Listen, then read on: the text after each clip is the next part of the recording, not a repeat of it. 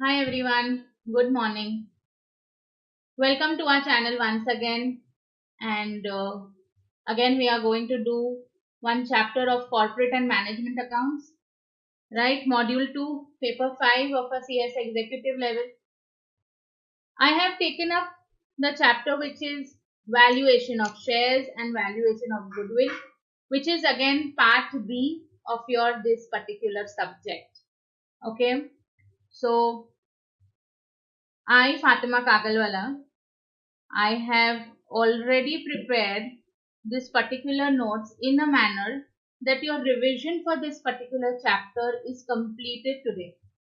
Okay, so I am going to do valuation of shares with the formulas, with the basic practice problems and the exam problems.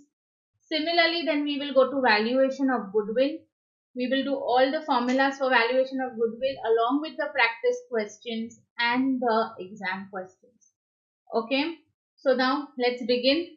Yeah, talking about valuation of shares. Okay, valuation of shares.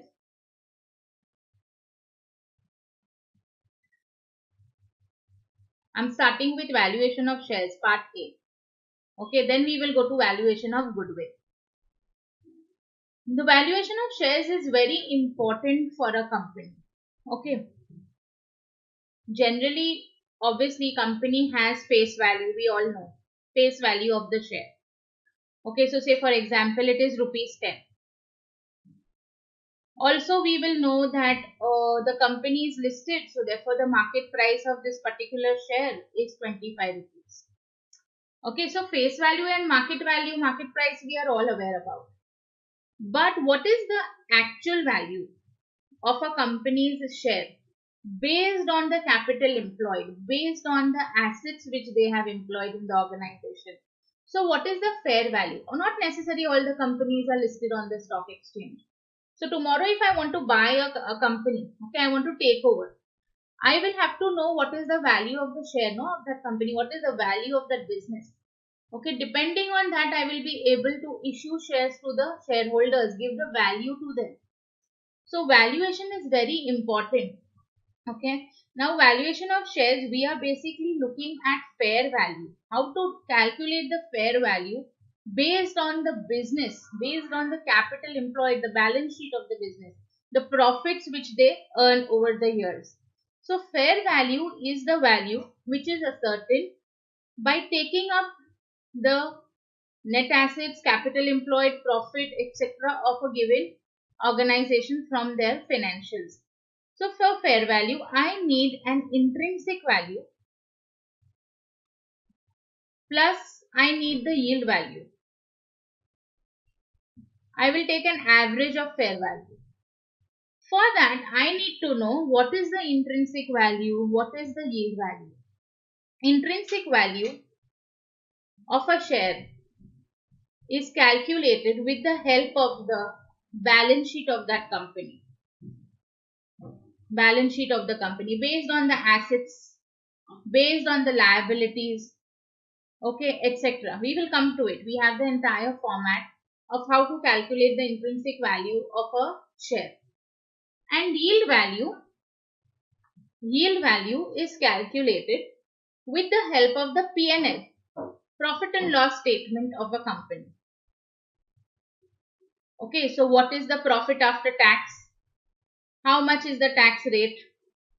Is there any preference dividend? How much is the transfer to reserves from that particular profit? So hence and so forth has to be ascertained in order to find the yield value of a given share. Once the intrinsic value and the yield value are found, we can find the fair value of the share because it is an average of it. Okay. So moving to my notes. Valuation of shares. I have written here methods of valuation. There are two most important methods from your exam point of view, and otherwise also the companies, they take up this only method. These are the most accepted method of valuing the share. Okay, so we have one is balance sheet method, which is also known as intrinsic value, as I just told you on. It is also known as intrinsic value. and one is P&L method, which is also known as yield value. Now coming to the balance sheet method, the statement, how it is prepared and how to find the balance sheet method intrinsic value.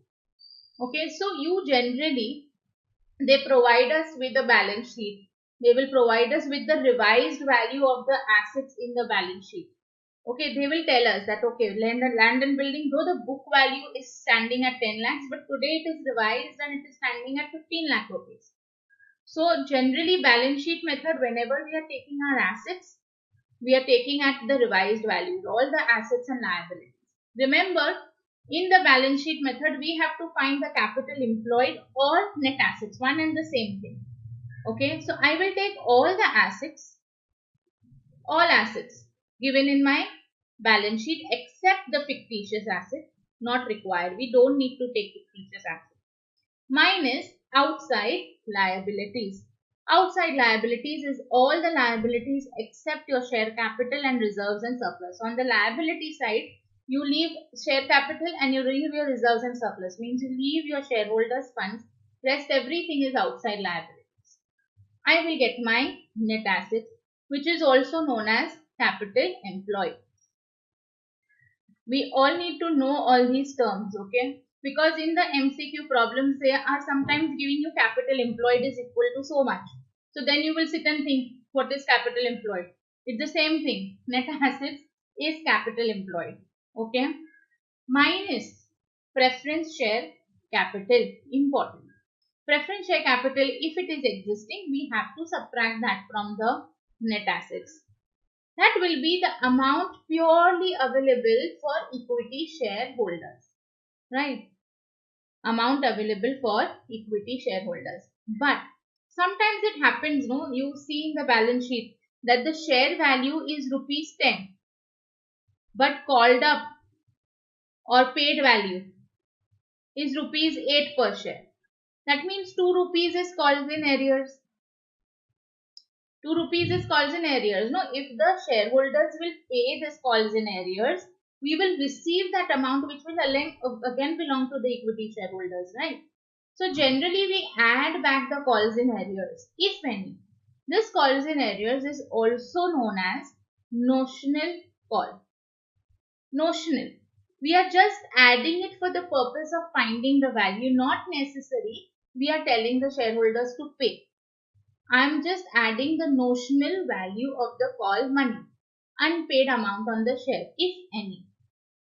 That will now give me the total amount available for equity shareholders.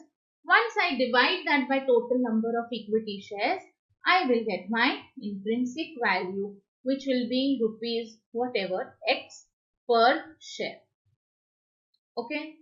So I hope balance sheet method, a little bit of idea with the help of net assets. We remove preference share capital, that will be the amount available to equity shareholders. Generally, calls in arrears are not there in all the sums, okay? Very rarely, even in the exam questions, I did not find really anything based on calls in arrears, but we will practice it because it is very simple. Amount available to equity shareholders, divide that by total number of equity shares. Coming to your profit and loss method. Now, this is a little bit long, okay? This is a little lengthy method. Why? Because here you have to adjust your profits. Now, how we will adjust the profits?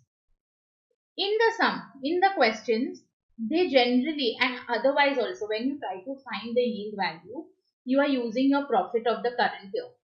But that is not the right thing to do. You at least need to use profit for some years, no?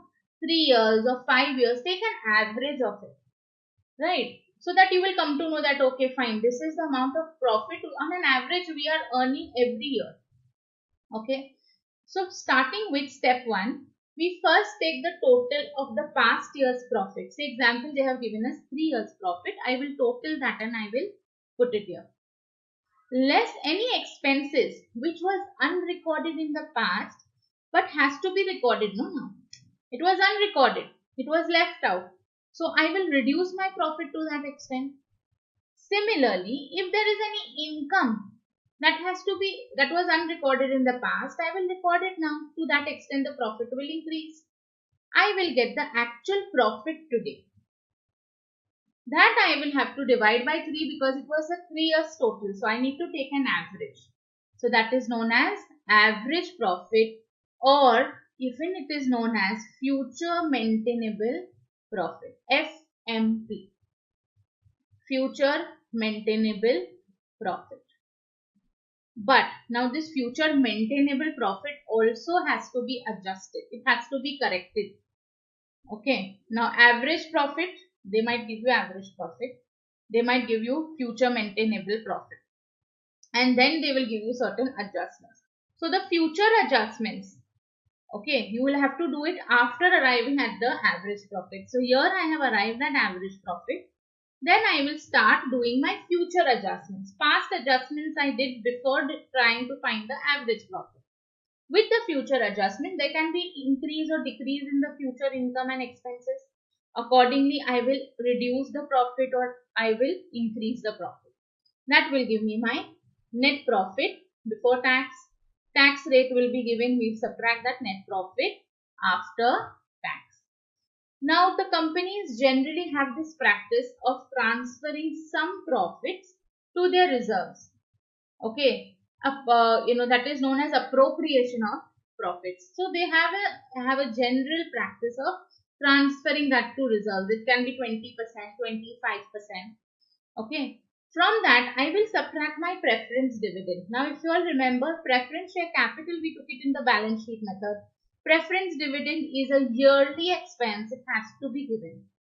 So, preference dividend I will subtract from here and I will get profit available for my equity shareholders.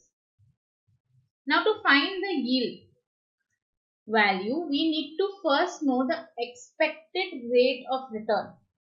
Okay, of these shareholders. Now, what is the expected rate of return? They are expecting that the profits which is available for them upon the paid up value of equity share capital. Simple, that will be their expected rate of return. That expected rate of return, I will divide it by the NRR, normal rate of return in the market. I will get the yield value of dash per share. I have to multiply this ERR divided by NRR, multiply that by paid up value, paid up value of each equity share. Okay. So yield value will be rupees dash per share. So in yield value, we had to go to 3 steps. First, with the base of the past year's profits, we did the past adjustments and found the average profit. With the help of the average profit, we did the future adjustments of incomes and expenses. We found this future maintainable profit or NPBT. Okay, from there we subtracted our tax, reserves and preference dividend. We found the profit available for equity shareholders. Okay, coming to the next step was calculating the expected rate of return. That is nothing but profit available for equity shareholders divided by the paid up value of equity share capital. I will get the percentage of ERR. Finding the yield value is the last step. ERR upon NRR into paid up value of each equity share. Done with the yield value. So fair value, as I told you, is nothing but yield value plus intrinsic value divided by 2. I will get rupees dash per share. If you will see our sums, when we will practice our sums, you will see to it that the yield value and the intrinsic value is somewhere close. You will not get like yield value is 10 and 200 is the intrinsic value. No. You will get the value somewhere close by. Okay. One very important note, there can be any abnormal conditions due to which the profits might have decreased in a given year substantially. Okay, abnormal profits. See, abnormal profits are those profits which could have been avoided. Okay, normal loss cannot be avoided, but abnormal losses can be avoided. Like say for example, fire, theft, okay, something which went wrong, there was a strike. All this is not necessarily going to continue in the next year. Okay, so abnormal conditions occurring due to which the profits have declined, then ignore those abnormal conditions. Okay, for the purpose of yield value method. Okay, now I am going to your solution, question number 1. Okay, valuation of shares. Let's read the question. The following is the balance sheet of Starbucks Limited as on 31st of December 2007. Okay, share capital, there are 10,000 shares of rupees 10 each. We have general reserve, provision for tax, workmen savings account, P&L account, sundry creditors, land and building, plant at cost less depreciation, trademark, stock debtors, cash and bank. The plant is now worth rupees 60,000 and land and building is being valued at 1,20,000. So plant is 60,000, but in the books it is given 65. I will take the revised value. Land and building 1,20,000. In the book it was 55. Debtors 4,000 are bad. So from here I will have to take the new value. The profits of the company in the year 2005 was 40. 2006 was 45, 2007 is 53,000. It is the company's practice to transfer 25% of profits to reserve. Similar companies give a yield of 10% on the market value of the share. 10%, similar companies giving yield is nothing but normal rate of return. This is known as NRR. Value of our goodwill is 80,000. Find out the fair value of the equity share. To find the fair value, I will need both intrinsic plus the yield value. So let's start with my intrinsic value first. For intrinsic value method, I will take all my assets and subtract that from my outside liabilities. Which are my assets? My assets are land and building. Revised value. Land and building, they have given me 1,20,000 over here. Then plant is 60,000 revised value. Debtors, they told me 4,000 is bad. So from 44,000 I subtracted 4,000. Trademarks, nothing is given, so I will take the book value. Stock also nothing is given, book value. Cash and bank is always at book value. Okay, so 24,000, 26,000 stock and cash. And goodwill is 80,000. Where did I get the goodwill? See here, last value of goodwill they have given to me. So I got the total assets as rupees 3,60,000. From there I will subtract my outside liabilities. Now which are my outside liabilities? My outside liabilities are, one is provision for tax, workmen savings account and sundry creditors. Rest everything is shareholders funds. Share capital, general reserve and P&L account, right? So provision for tax, workmen account and creditors account I will subtract. I will get amount available to equity shareholders. There is no preference share capital, so I will stop here. Intrinsic value is nothing but amount available to equity shareholders divided by number of shares. Amount available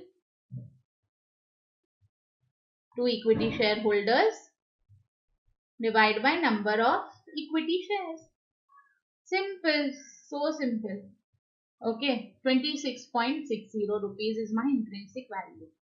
Now I am moving to my yield value method. They have given me profits for 3 years. 5, 6 and 7. 2005, 2006 and 7. I added up. I told you first we will add. I got the answer as 1,38,000. There is one past adjustment. Bad debts. Okay. Debtors included 4,000 as bad. Okay. So from that profit, since I have reduced my debtors, I will have to put one effect in my P&L, no? In my profit and loss statement. So how will I put? By subtracting the bad debts here. I got the total. Now I will divide that by 3. I'll get the average profit. Now that average profit is itself future maintainable profit. There are no adjustments to it. Okay, there are no future adjustments given to me in this particular sum. So this particular amount is, nothing is given, tax, nothing is given. So I'm assuming this to be FMP is profit after tax. From there, reserves are to be 25% of amount is transferred to reserve. So profit available for equity shareholders is 33,499. Okay. With this, I have to first find my expected rate of return.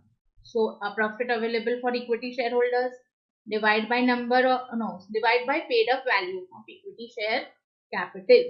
Okay, profit available for equity shareholders. This is paid up value of equity share capital. How much is the paid up value? 1 lakh into 100. Why? Because I need to find it in the form of percentage. 33.50. Yield value will be nothing but ERR divided by NRR into paid up value per share.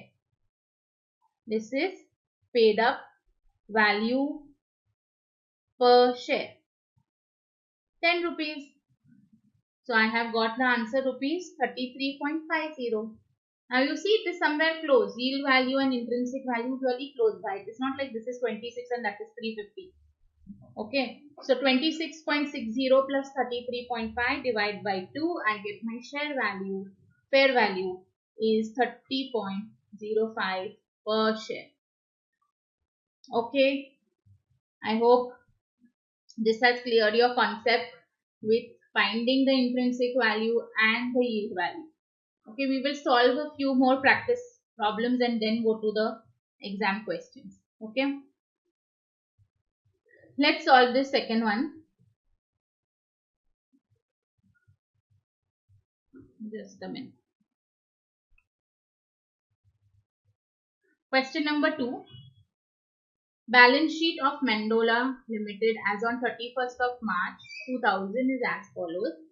We have 2000 shares of 100 each, that is my share capital, general reserve, P&L, sundry creditors, income tax, land and building, plant, patents, stock debtors, bank balance and preliminary expenses.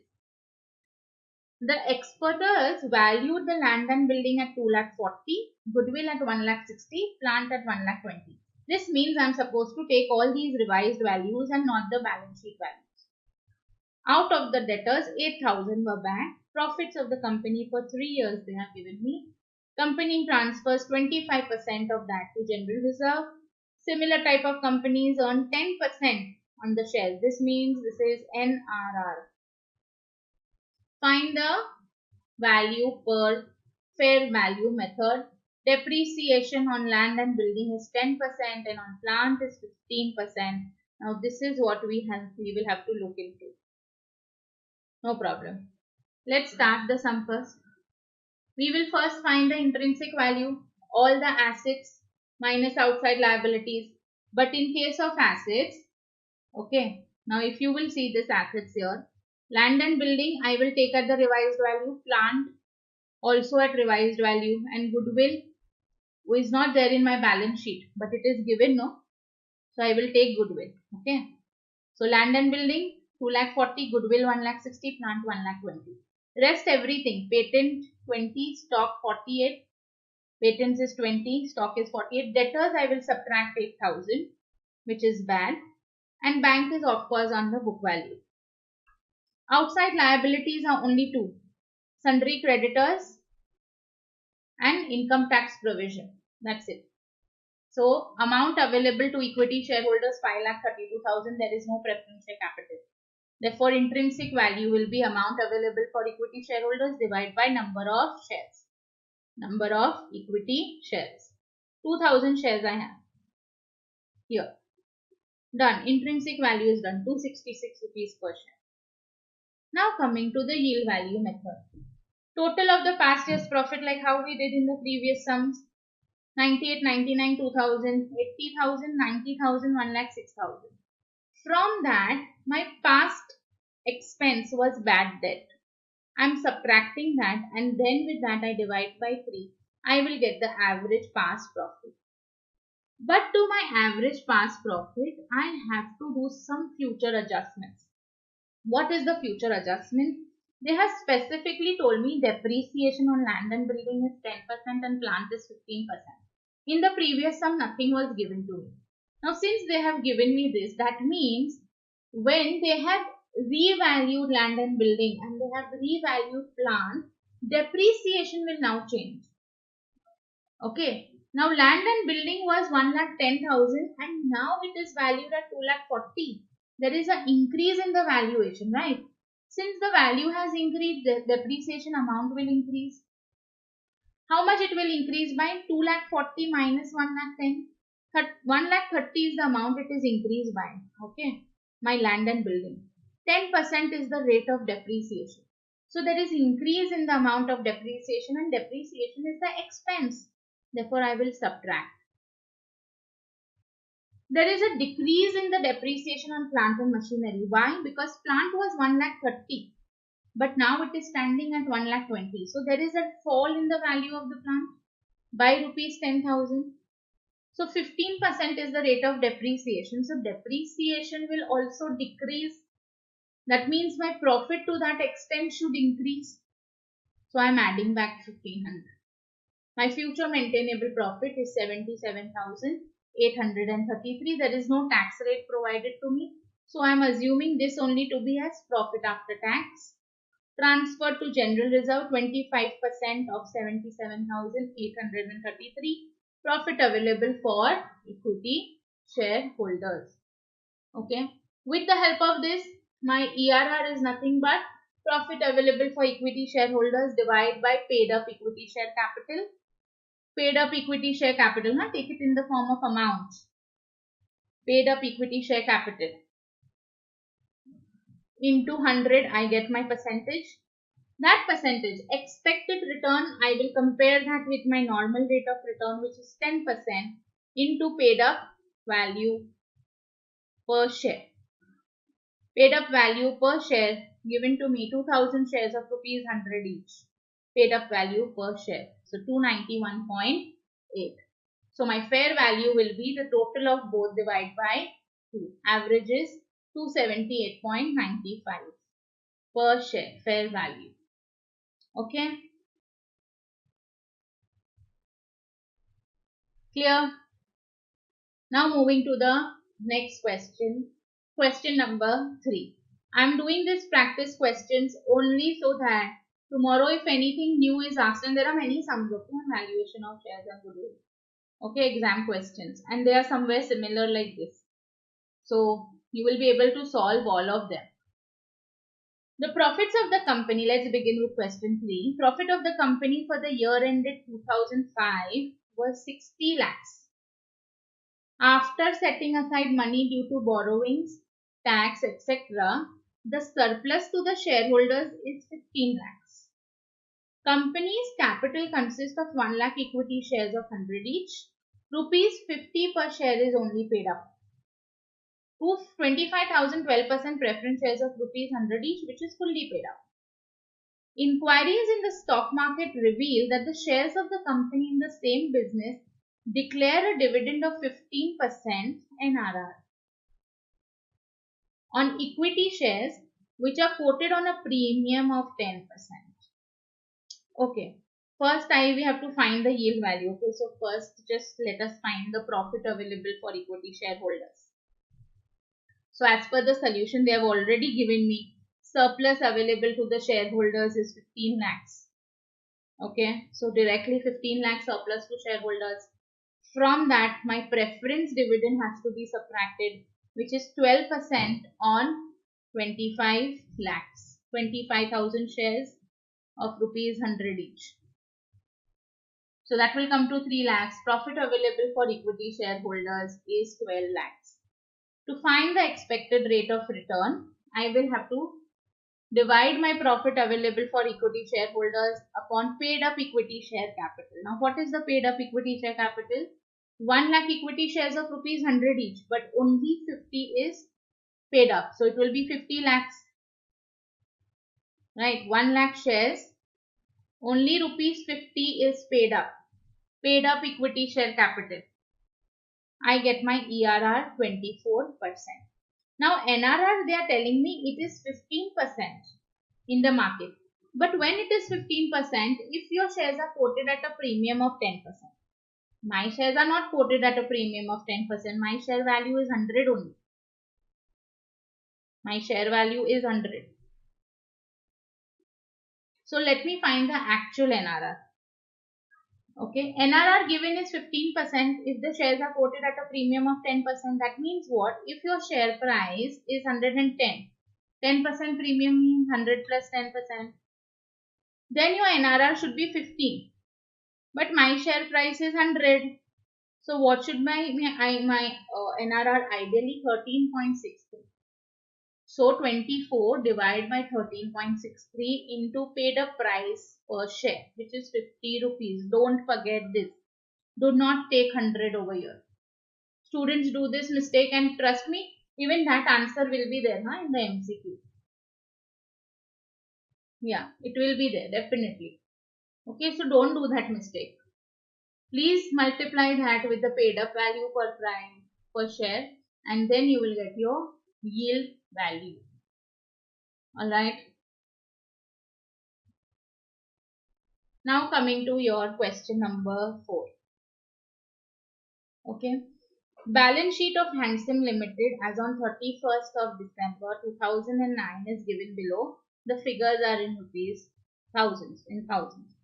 1,50,000 equity shares of rupees 10 each, 15,000, 9% preference shares 600, sundry creditors 800, 2 lakh equity shares of rupees 10 each, but 6 is paid up, 1,200, 18% term loan. Sundry assets, investment, stock debtors, P&L is in the debit. Okay. Cash at bank. But this is fictitious asset. Fictitious asset we don't take. Okay. Even in the previous sum we had preliminary expenses. No, we don't consider those. Okay.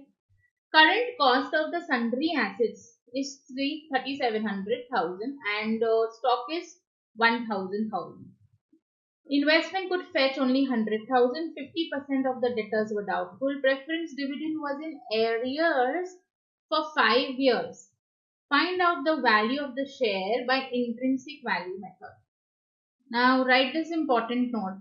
This note is saying that if there is arrears of preference dividend, arrears means they are not yet paid. Okay, since 5 years. It is given to me in the question. There can also be something like premium on redemption of preference shares, which is unpaid. So if you have anything like this, like arrears in preference dividend or premium on redemption of preference shares, then in that case, it will be added in the preference share capital when you are finding the intrinsic value. Now how? See this. Intrinsic value balance sheet method, all assets minus outside liabilities. In all my assets, first will be sundry assets. See. It is revalued at 3,700. Okay, investments fetched only 100,000, so I have taken 100. Stock, they have told me it is 1,000, so I have taken stock also at revised value. Debtors 50% are doubtful, so the minus 200, so now balance will be 200. And cash is always at book value, so 400. 5,400 is the total. Minus my outside liabilities. There are two outside liabilities, 18% term loan and sundry creditors 800. Okay. If when I subtract that, I get amount available to shareholders, not to equity shareholders. There is preference shareholders also, na? So amount available to shareholders is 3,200. From that, I have to subtract my preference share capital. How much is my preference share capital? 600. Okay, I subtracted. Arrears of dividend for 5 years. So from 600, 9% is my dividend rate into 5 years, 270. That will be my amount available to equity shareholders now. Since the value of the equity share, okay, is rupees 6 paid up and I am finding intrinsic value, I will do a notional call. Notional call or calls in arrears. Okay, this is a notional call of rupees 4 on my 2 lakh shares. I will get 800. There are 2 lakh shares, equity shares. I'll get 800. Amount available to equity shareholders will be 3,130,000. Okay. Intrinsic value of fully paid up share will be amount available to equity shareholders divided by, yes, amount available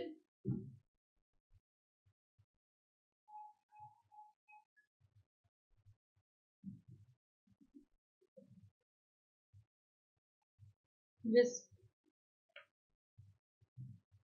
okay. Amount available to equity shareholders divided by number of equity shares. One. Okay. Total number of equity shares. So there are 2 lakh equity shares, no? So you will do 3130,000 divided by 2 lakh.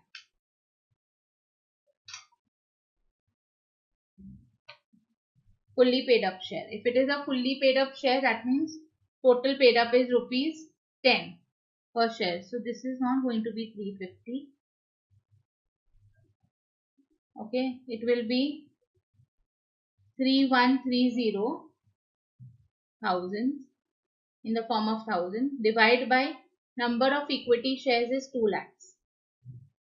So I have to just correct this. So 3130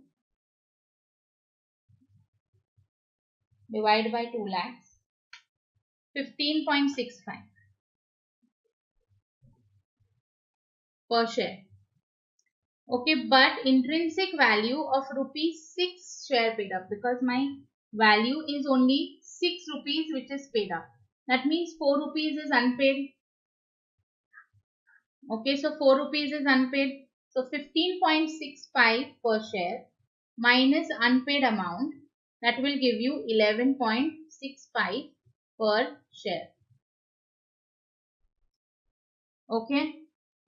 So this is how we will find, even there is an additional sum, okay, in which there can be different classes of share. Now here there is only one class of share, 2 lakh equity shares, rupees 10 each, but only rupees 6 is paid up. So what I have done is, since rupees 6 is paid up, I have subtracted 4 rupees unpaid amount to find the intrinsic value of rupees 6 paid up share. Okay. Amount available for equity shareholders divided by total number of equity shares will be my intrinsic value. Okay. So this is the correct calculation. So these are the 4 sums, okay, for the practice of finding the value of the share with these 2 methods. Now I just want to take you all to, this is not asked in your exams, but since we are practicing everything, let us just go through it. There is one more last method which is known as the market value.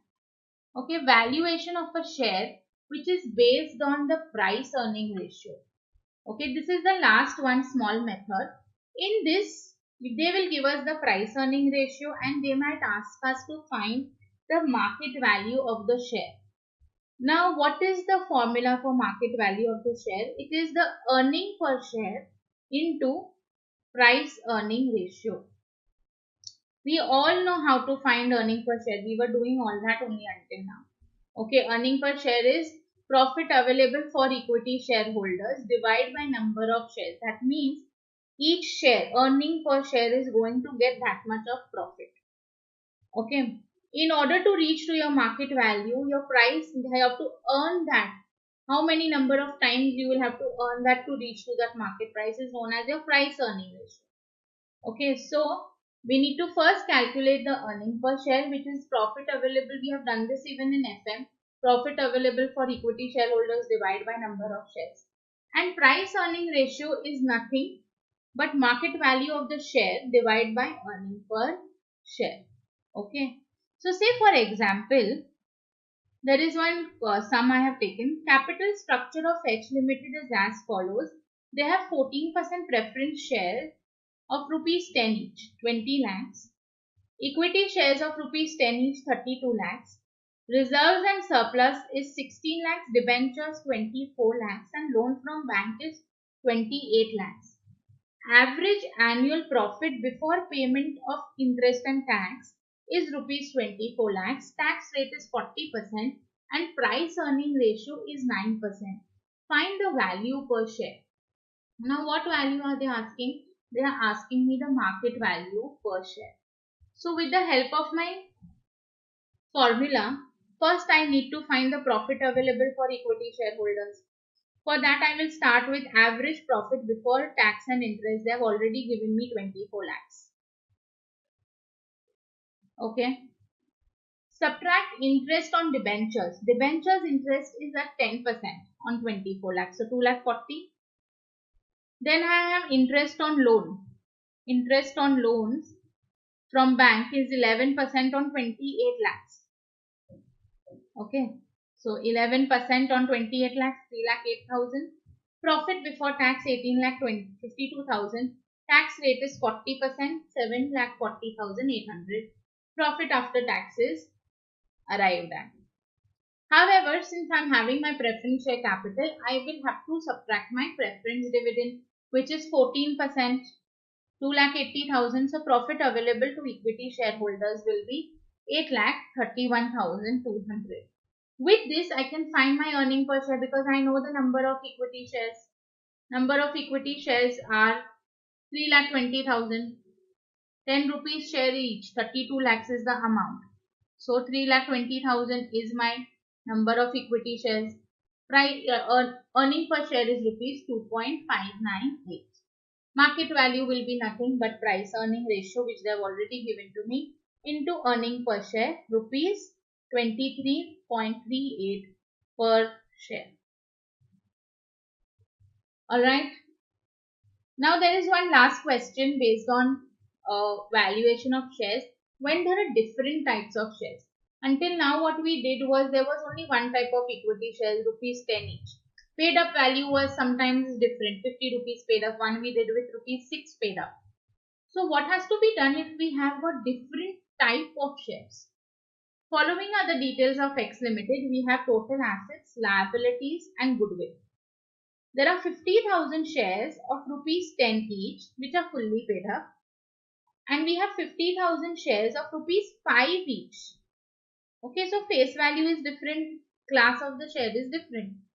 Here it is rupees 3 paid up. We have to find the intrinsic value of both the shares. Okay. So first total assets is given to me 23 lakhs. I'll first find my capital employed or net assets. Add goodwill to it and subtract the liabilities. I'll get my net assets, which is also known as capital employed. Now if you see, there is 2 rupees calls in arrears on this second class. So I will do a notional call. But first I will bring both my shares equivalent, both the classes. Now how do I make my classes of shares equivalent? See, one share, this 50,000 is rupees 10 fully paid up. So I am taking that as 100%. Fully paid up, rupees 10 as the face value. I am getting my shares equivalent to face value as rupees 10. So 50,000 shares, number of shares. Take that full 100%, no? And rupees 5 per share. That means it has become 50% face value. Okay. Rupees 3 is paid up. So number of shares means it is 50,000 shares. Okay, 50,000 into 50%. 5 rupees paid up. So 10 and 5. Okay, it is literally 50% only now. 5 is 50% of 10. That is why I have taken 50% of this. So 25,000 shares. See, you all have a choice. Either you can make this particular face value 10 into 5, this particular, and then you can make this as 1 lakh shares. Okay, 50,000 of 10 rupees now. So 1 lakh of 5 rupees, same thing. Or else you make this 50%. Okay, comparing the face value. So 25,000 shares are there. Equivalent shares having the same face value rupees 10 is now 75,000. Therefore, when I will do a notional call of rupees 2 unpaid, I will do it as per 25,000 and not 50,000. Otherwise, I will not arrive at a proper amount of available to equity shareholders. Okay, it is a very, very important thing. Though it is not asked in your exam MCQs until now, but there can be a surprise element. Okay, so you can do any one of the two things. Either you can make the rupees 10 paid up value fully paid up as rupees 5, 2 shares of 5. Okay, instead of 10 rupee one share, you can make two shares of 5 rupees each. Or else Get the 5%, 5 rupees share value as 50% number of shares. Okay. So that will become 25,000. So now total number of shares will be 75,000, equivalent number of shares. Okay. Notional call, I will do it on that rupees 2 notional call into 25,000. I'll get 50,000 rupees. 18 lakhs will be the amount available to equity shareholders.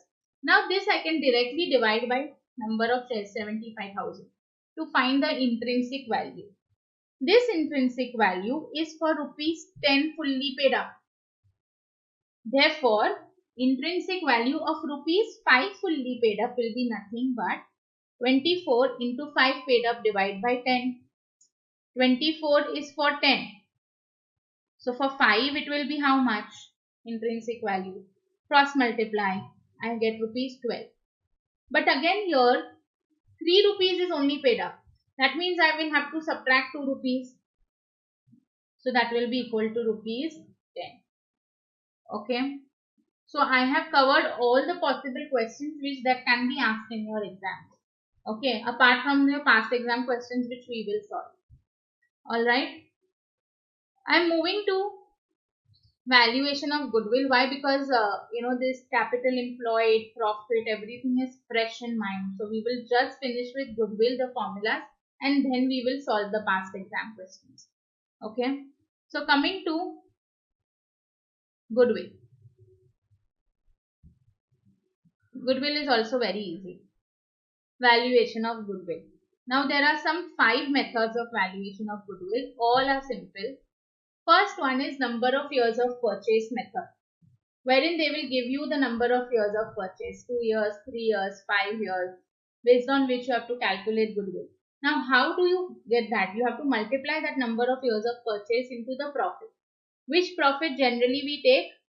Future maintainable profit, or if given average profit.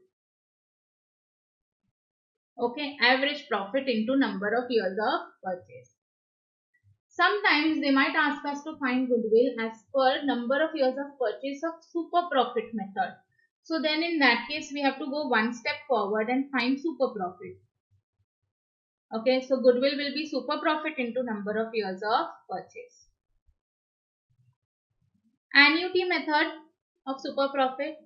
Generally everything is based on super profit only. All your past exam questions are also the same. So they will give us an annuity rate. You will multiply that with the super profit. Or if super profit is not given and they are telling you to find it as per annuity rate of average profit. So average profit into annuity rate. Okay. And capitalization of super profit method is goodwill will be equal to super profit divided by NRR, capitalization. Important method.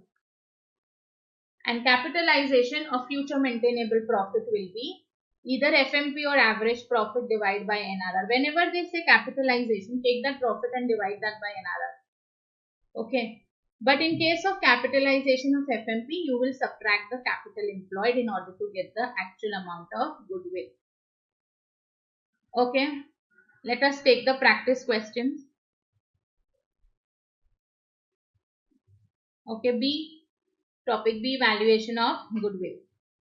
The net profit after tax of Z Limited for the past 5 years are given as follows. For the year 7, 8, 8, 9, 9, 10, 10, 11, 11, 12, there is amount of profits given. Capital employed of the business will be rupees 16 lakhs already given. Reasonable rate of return is 15%. This is NRR. Calculate the goodwill of the business on the basis of average profit method 2 years purchase, weighted average profit method 2 years purchase, super profit method based on 4 years purchase, annuity method of super profit, take the annuity rate 2.855, capitalization of FMP and capitalization of super profit, all the methods, all the formula in one sum. Okay, so a good practice sum. First one, I am finding my step 1. Okay, I am just taking you all to the format and then we will solve the sum. Generally, either you find capital employed first or you find the future maintainable profit and keep it. How you will find the future maintainable profit? Same thing. Average of the past 5 years or 6 years or 3 years, whatever. Add and less any adjustments for the future.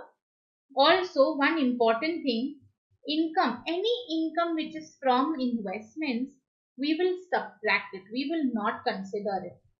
Okay, for the valuation of goodwill. Income from investments have to be ignored. Alright. Goodwill is something which is we have earned due to our operations, due to our activities, due to the business we do. So investments is not our business. Okay. Until and unless you are that type of a company or your MOE or your object is investments. Otherwise, investments is what? Like you have additional funds and you're investing. So profit or interest or any income from investments should not be taken into consideration of goodwill. Okay. So you'll get FMP before tax, less tax FMP after tax. Generally, in case of goodwill sum, you will be given future maintainable profit. Capital employed will be all the assets except fictitious. We will not consider investments, and goodwill we are finding now. So why we will consider the goodwill given in the books? No. We will not consider fictitious assets. We will not consider investments. We will not consider goodwill at the time of finding capital employed. All assets minus outside liabilities will give me my capital employed. How will I find my super profit? Super profit is my extra profit. In the market, same type of business is earning rupees 10. But I am earning rupees, my profits, my FMP is 20. So super profit, 20 rupees, 10 rupees. Na? Normal profit in the market is 10. And my profit is 20. So my super profit is 10, no additional profit. Okay. So how will I get my super profit? FMP minus normal profit. Normal profit is capital employed into NRR in the market. Normally people earn this much of return, normal rate of return. Hence normal profit means normal return on the capital employed. Okay, so with the help of this particular sum, method 1, they are saying calculate goodwill on average profit basis. So first I will do average of all the years. I will add up all 5 years, divide by 5. I got the average profit. Average profit 2 years of purchase. Into 2, goodwill is 7,65,000. Then calculate goodwill on weighted average profit. Easy. Write the years, write the profit. Weights they have told us to assign to be 1, 2, 3, 4, 5. Product will be what? Profit into weights. So I get the product at 65 lakhs, 8,500. Divide that by 15, total of the weights. I'll get my weighted average profit. That also they are taking, take it as 2 years of purchase. My goodwill will be 8,67,800. Simple. Average profit and weighted average profit is very easy. Now coming to the calculation of goodwill on super profit basis. So first step is either you calculate your FMP or your capital employed. Now here they have already given me. Capital employed is 16 lakhs given. So can I find my normal profit? Very much. Normal profit will be capital employed into NRR. NRR they have given to me as 15%. Okay, 15% here. Okay, so NRR is 15%. My normal profit I have arrived at. My FMP, future profit, is nothing but my average profit. There are no adjustments. No average profit I have already calculated here. See, 3,82,500 is my average profit. That only I am using as my FMP. No need to calculate it again.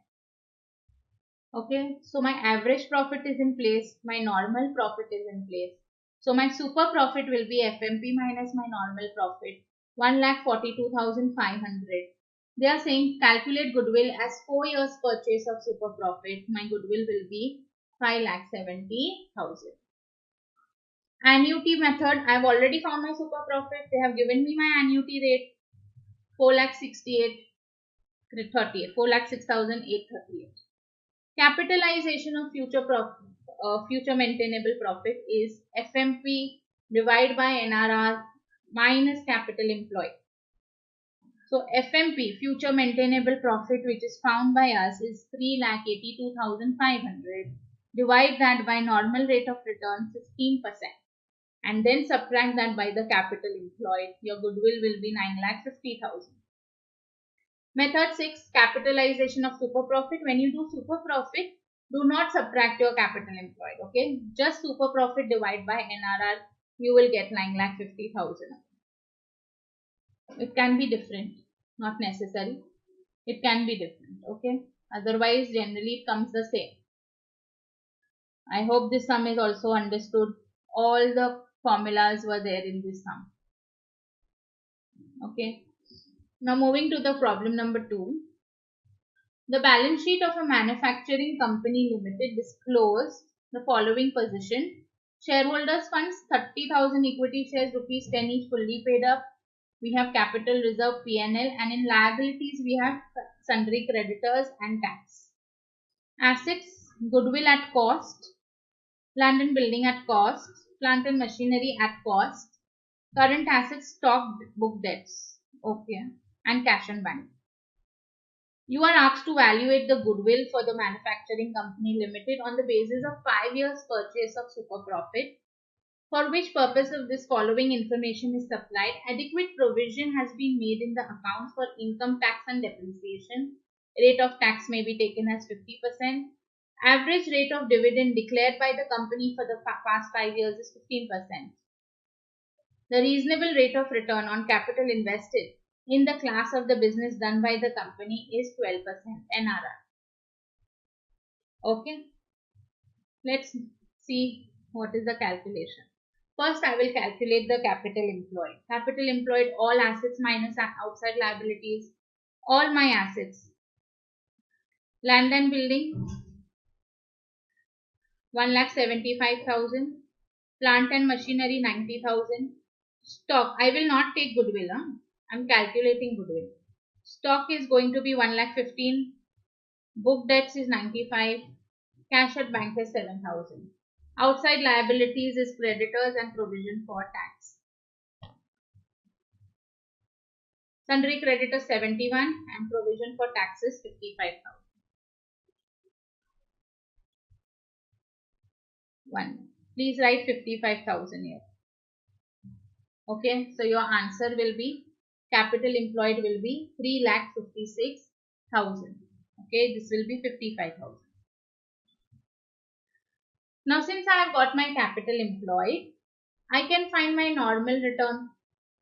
They have given me NRR is 12%. This is NRR. Reasonable return on capital invested in the same class of business is 12%. Do not take the dividend declared 15% as NRR. Okay. So 12% on my capital employed, I get my normal profit. My future maintainable profit. Now they have not given me my profits. How will I find that? But they have given me provision for tax. Adequate provision was being made and tax rate is 50%. So if my provision for tax is 55,000, that means my profit after tax also will be 55,000. If this is 50%, this is also 50% only, na?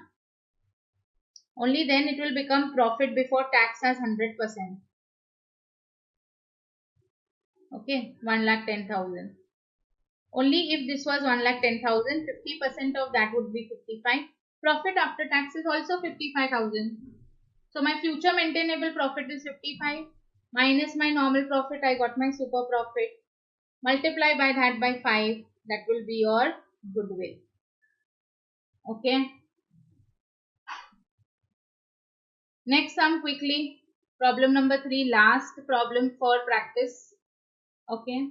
P Limited proposed to purchase the business carried on by F Private Limited. Okay. See, there is a purchase happening. That is why goodwill is getting valued. The goodwill for this purpose is agreed to be valued 5 years purchase of weighted average profit of the past 4 years. Profits and weights for the past 4 years are as follows. They have given me year, profit and weights. We are supposed to find the goodwill as per weighted average profit method. Okay. On the scrutiny of the books, the following matters were revealed. On 1st of December 2001, a major repair was made in respect of plant, incurring a cost of 75,000, which was charged to the revenue. Now this set sum is agreed to be capitalized for goodwill calculation subject to an adjustment of depreciation 10% on reducing balance method. This particular repair was put in P&L account. However, now they are saying that we will remove it from the profit and loss account and we will capitalize it. Okay, capitalize it, but we have to put depreciation. We have to calculate depreciation properly on it. 10% on written down value. Closing stock for the year 2000-2001 was overvalued by 30,000, and to cover the management cost, an annual charge of rupees 60,000 should be made for the purpose of valuation of goodwill. Okay.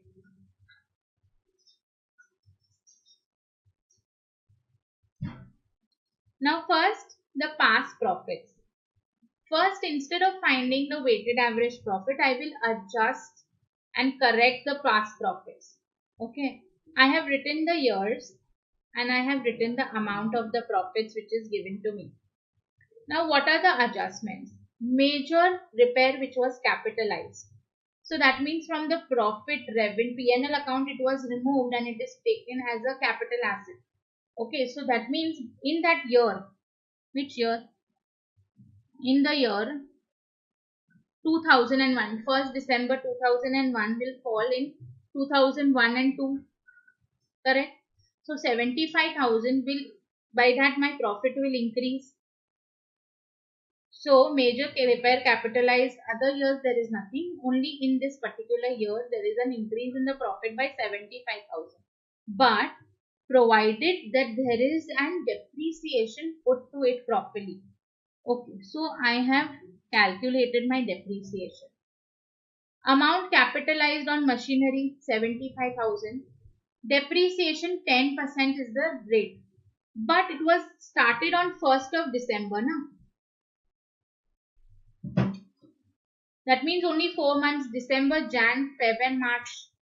So for 4 months, depreciation was 2,500.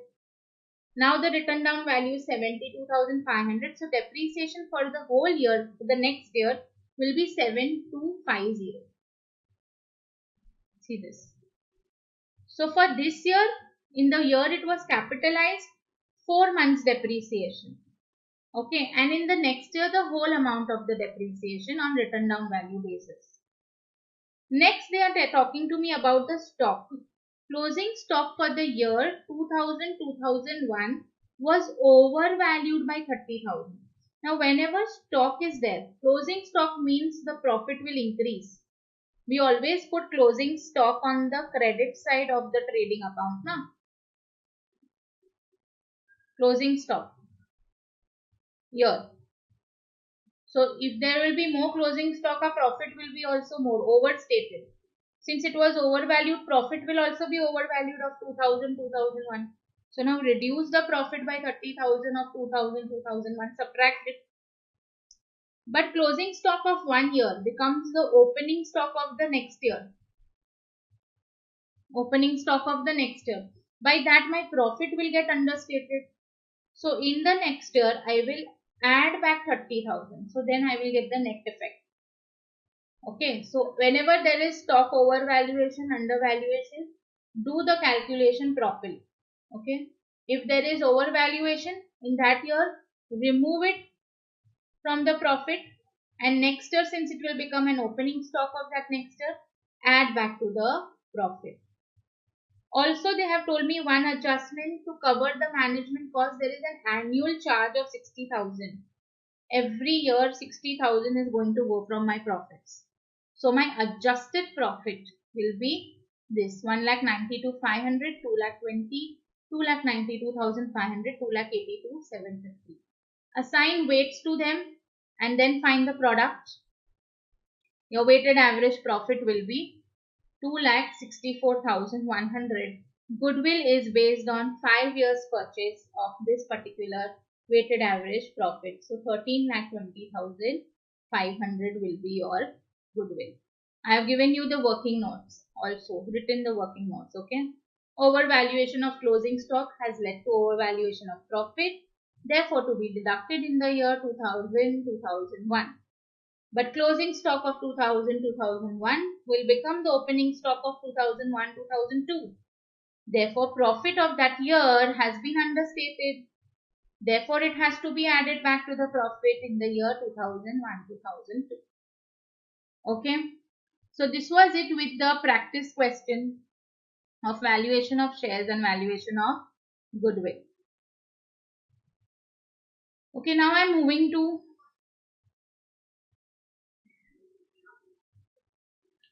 the exam questions, past exam questions. Okay, come. From the following information provided by B Limited, last earning per share of the company EPS was rupees 75 per share. Company's dividend payout ratio is 40%. Required rate of return from the equity investment is 18%. By using capitalization earning method, the value of equity will be if the dividend are expected to grow at a constant rate of 10% per annum. Now, basically, we all know this particular formula, which is cost of equity. We have done that, dividend upon price plus growth.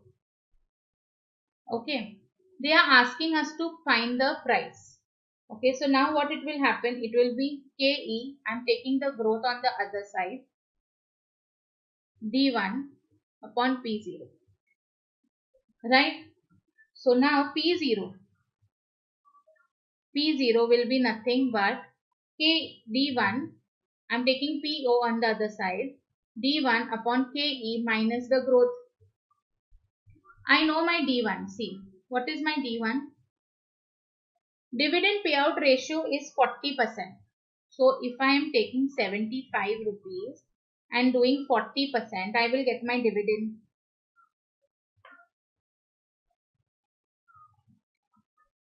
₹30 will be my dividend.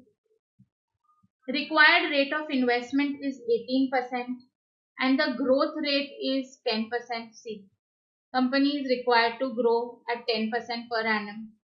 So here the dividend will come as 30 rupees. Equity capitalization rate they have given me 18 and the growth rate is 10. Okay, 18% and 10%. That means 30 divided by 8%. That will come to the answer will be rupees 375 rupees per share.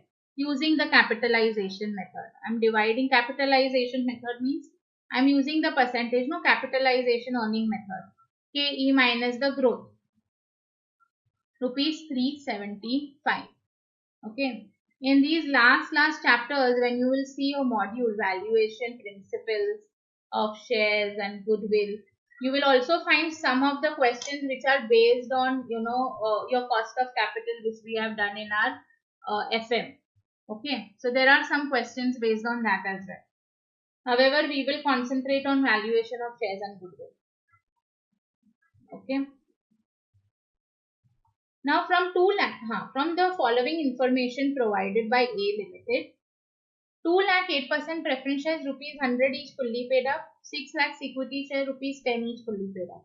Reserves and surplus, external liabilities, profit after tax earned every year by the company.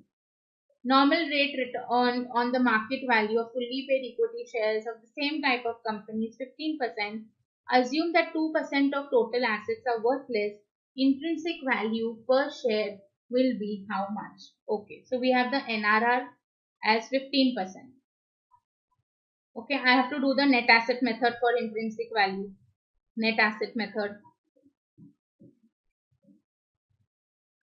Okay, so I am going to take my total assets.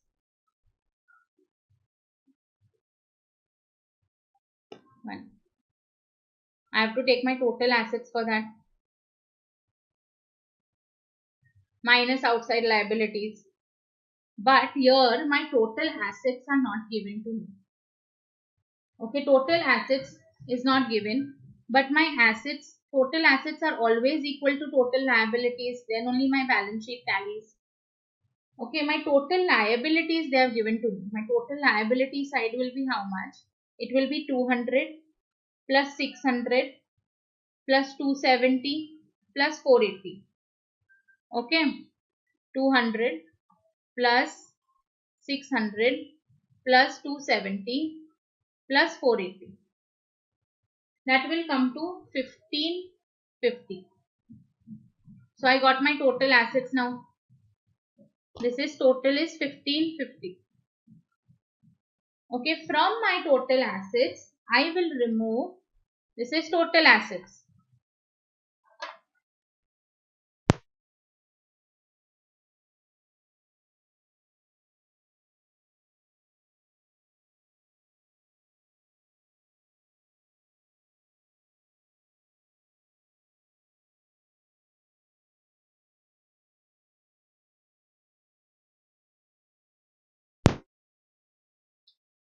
Total assets is 1550. From that they are saying 2% are worthless. So I will subtract 2% which is 31.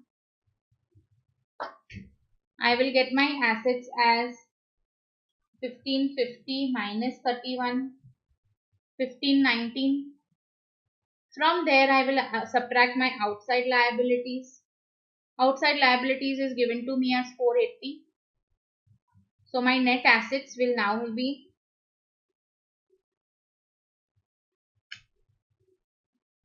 1039. From there I will have to subtract my preference share capital minus preference share capital which is equal to 200. So this is going to be 839. What is this 839? It will be your 839 will be the amount available for equity shareholders. Equity shareholders. Divide that by 60. Amounts are in lakhs, no? So divide that by 60.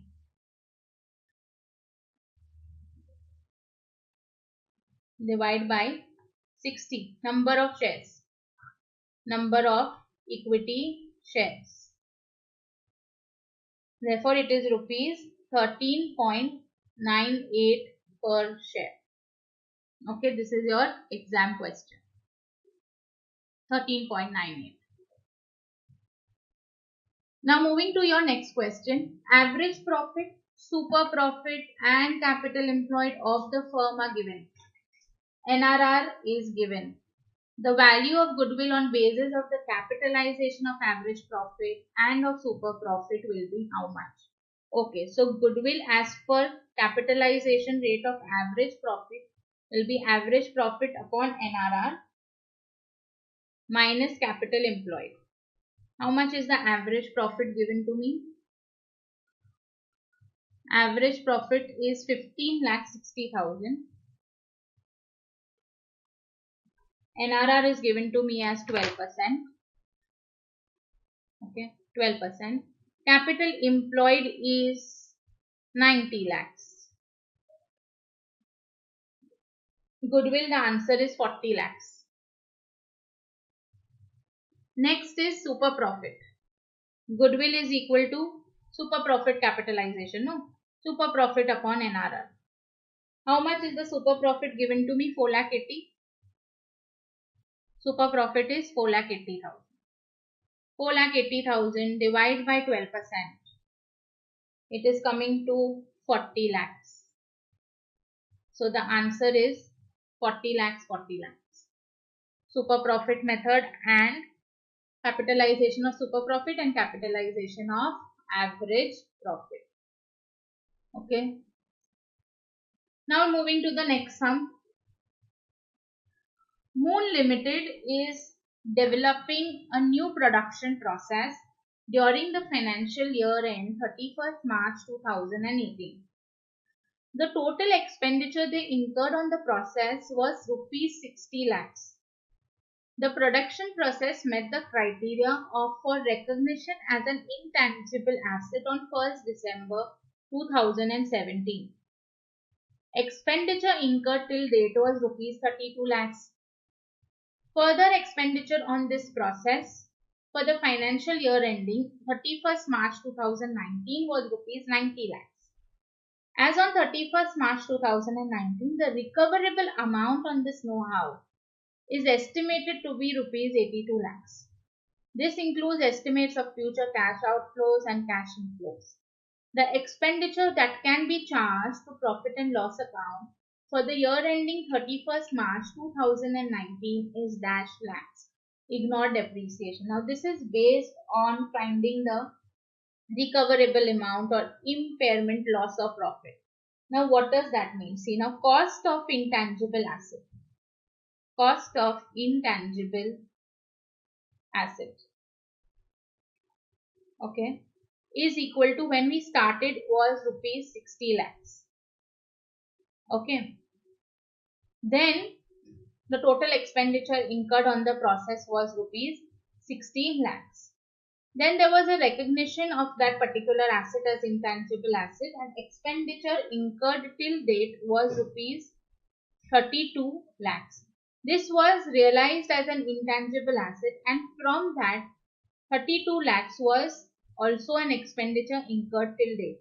So the cost of the intangible asset is going to be 60 minus 32, which is 28. But again, there was a further expenditure. Expenditure incurred was 32 lakhs, and again expenditure was incurred was 90 lakhs. So plus here 90. Okay, that is going to be 118 lakhs. Okay, 28 plus 90, 118 lakhs. So 118 lakhs was my actual cost, but my recoverable amount, they are estimating my recoverable amount to be only 82 lakhs. Therefore, my impairment loss, which has to be charged to my profit and loss account for this particular intangible assets, is going to be 36 lakhs. How did I find that? First, I found the cost of intangible assets. How did I find my cost?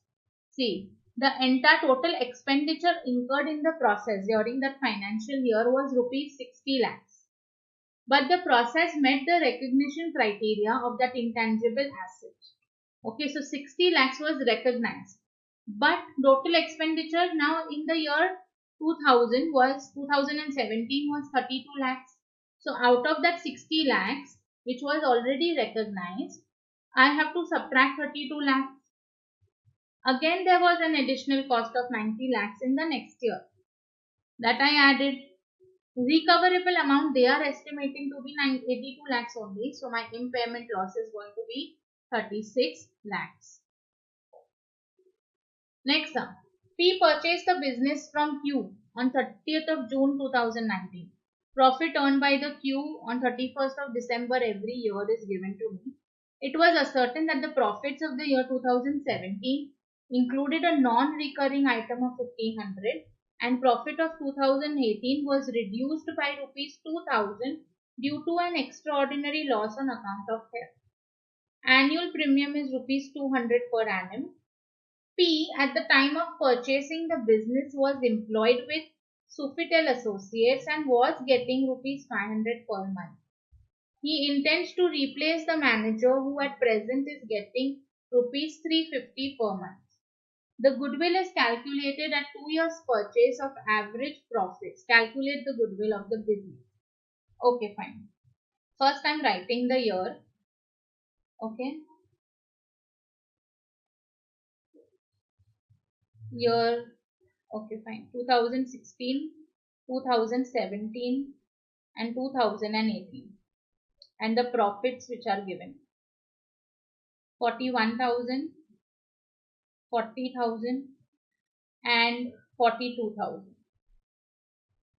Okay, now if you see this, they are saying that in the year 2017 that include a non-recurring item of rupees 1500. It may not recur again. Okay, this 1500 rupees is a non-recurring item. So I will subtract this 1500 to get the corrected profit. Okay, adjusted profit, past adjusted profit.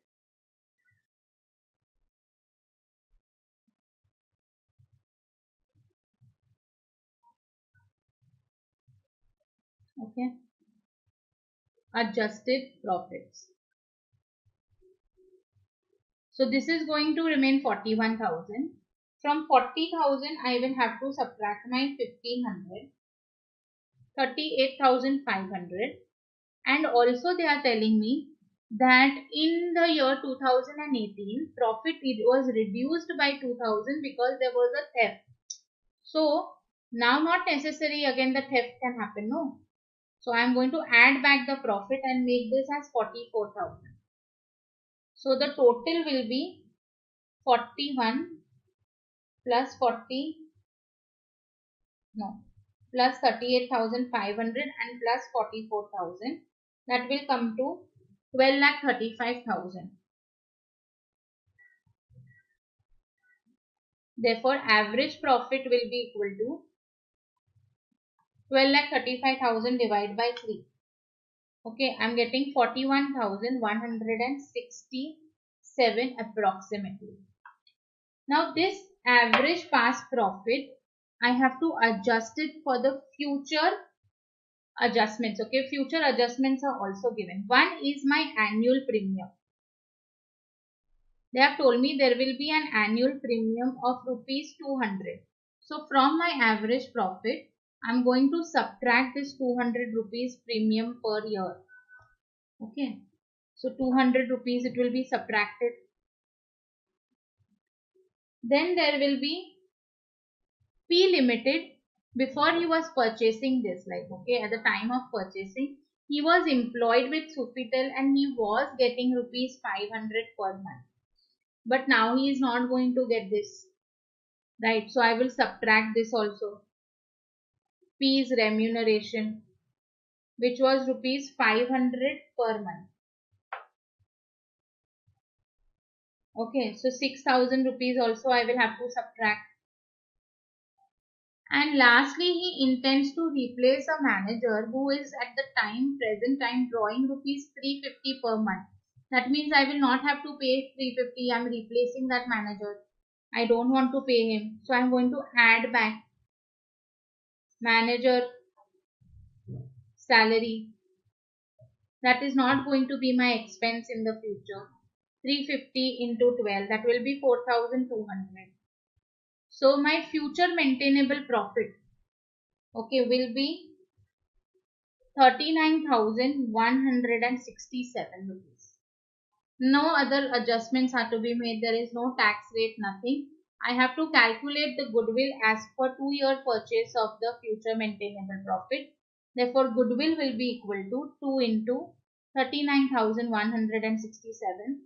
That will be 78,334 rupees. Okay. Moving to the next sum, question number 6. Average profit of the firm is 48,000. Rate of capitalization is 12%. Assets and liabilities of the firms are given here. Find the value of the goodwill. Okay, now average profit and NRR. Average profit is equal to 48,000 and NRR is equal to 12%. They have not given me by which method should I find the value of goodwill, but obviously I will find it as per my average profit capitalization. For that I will need my capital employed. Assets is equal to 4 lakhs minus my liabilities, which will be equal to 1,70,000. So my capital employed will be 2,30,000. Okay. Goodwill will be, I am finding it as per capitalization of average profit. So average profit upon NRR minus my capital employed. They have not told me how to find, so but this is obvious. Okay, 48,000 divide by NRR minus capital employed. Your goodwill will be 1,70,000.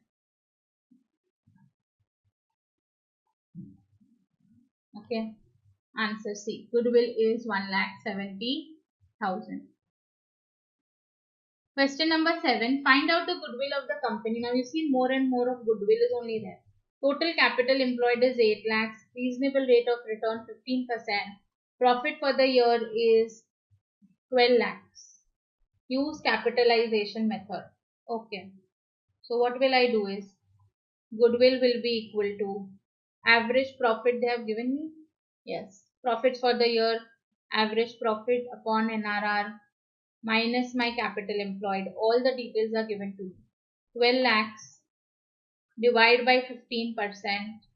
Capital employed is 8 lakhs.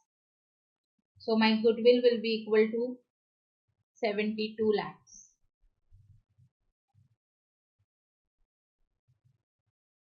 Okay, question number 8.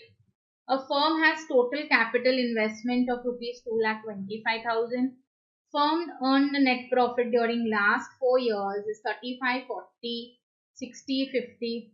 Fair return on the net capital employed is 15%. The super profit is how much? So first I'll find my average profit.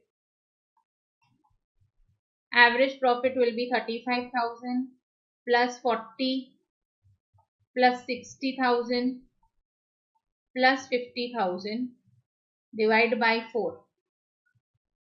That will be 46,250. What is the normal profit? Normal profit will be equal to capital employed into NRR. Capital employed means capital investment. Same thing. 2,25,000 into NRR is 15%, which is coming to 33,750. Therefore, super profit will be equal to 46,250 minus 33,750. That is equal to 12,500. Super profit. Okay. So this is it with the past exam questions and all the practice questions of valuation of shares and goodwill. I hope you have found this entire session useful. Please do revise from here only. You will be able to solve any exam questions which are being asked. Okay, if you are doing all my practice questions with the help of my notes and my sums, you will be able to solve any particular question coming in the exam from this chapter. Okay. Thank you so much everyone, and please do not forget to subscribe to our channel Jahangir Tutorials. Also see to it that you can just join our Telegram group and our WhatsApp group with the link which is given in the description. Okay, that will help you all to keep yourself updated with any such lectures which we are coming up, the links which we are sharing for such marathon lectures. So do join our group and stay tuned with us. See you all soon. Bye bye.